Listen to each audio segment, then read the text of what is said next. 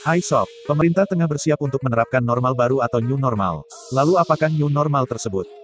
Ya, new normal yaitu membuka kembali aktivitas masyarakat dengan penerapan protokol COVID-19. Tujuannya menggerakkan kembali perekonomian yang sempat terhenti karena kebijakan pembatasan sosial berskala besar (PSBB). Menanggapi rencana tersebut, Dr. Irma Hidayana mengatakan new normal memang bisa saja diterapkan oleh pemerintah asalkan memang terpenuhi syaratnya. Salah satunya pengendalian kasus baru COVID-19. Menurutnya kebutuhan akan new normal mengacu pada Peraturan Menteri Kesehatan, Permenkes Nomor 9 Tahun 2020 tentang pedoman PSBB. Keputusan untuk melakukan pelonggaran PSBB atau tidak harus berdasarkan kajian epidemiologis dan kajian terhadap aspek politik, ekonomi, sosial, budaya pertahanan, dan keamanan. Persoalannya, kurva epidemi di Indonesia saat ini masih menunjukkan adanya penambahan kasus COVID-19 per hari. Bahkan, platform lapor COVID-19 masih terus menerima laporan dari masyarakat mengenai kasus-kasus baru hingga kematian pasien dalam pengawasan PDP di daerah yang belum melakukan tes PCR. Dr. Irma mengatakan menurut kami yang harus dikedepankan adalah kurva epidemi dan kepentingan kesehatan, sebelum yang lain-lainnya. Di sisi lain, kurva epidemi yang disampaikan pemerintah setiap harinya dinilai belum bisa menggambarkan kondisi yang sesungguhnya terjadi.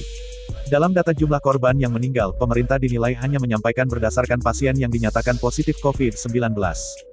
Padahal, jelas Dr. Irma, banyak PDP dan orang dalam pemantauan ODP yang meninggal sebelum sempat mendapatkan tes PCR.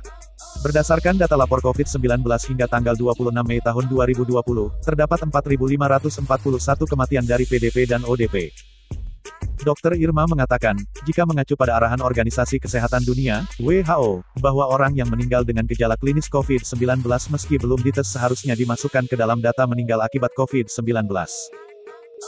Pusat Studi Hukum Tata Negara, Fakultas Hukum Universitas Indonesia, menilai pemerintah terlalu memaksakan penerapan tatanan kenormalan baru atau new normal. New normal diterapkan pemerintah ketika tidak ada lagi penambahan kasus positif baru COVID-19, itu pun dengan catatan bahwa penerapan kelaziman baru harus dilakukan secara hati-hati. Menteri Dalam Negeri Tito Karnavian, menerbitkan keputusan Mendagri yang memuat protokol kenormalan baru atau new normal untuk pusat keramaian, yakni pasar, mal, dan pertokoan.